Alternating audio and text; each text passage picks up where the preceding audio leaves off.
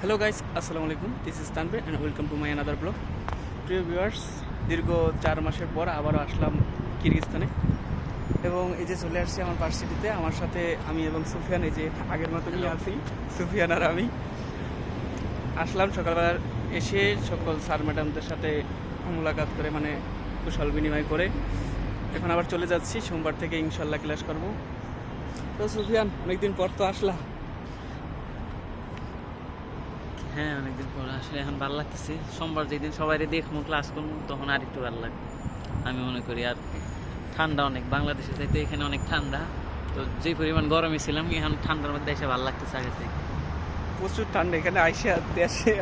গরমে জামা খোলা লাগতো, আর এখন গরম শীতে দুইটা আমার পরলে একটু হয়। ঠান্ডা একটু সমস্যা, আমার জামা প্রচুর কাপড় বেশি শীত, পরা লাগে। শীত। এই যে ভার্সিটির সামনেই আছি, ভার্সিটির ভিতরে সবার সাথে দেখা করে এখন বাসায় চলে যাচ্ছি।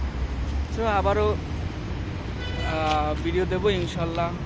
এখন আবারও নিয়মিত ভিডিও দেওয়ার চেষ্টা করব। অনেকদিন ভিডিও দেওয়া বন্ধ ছিল।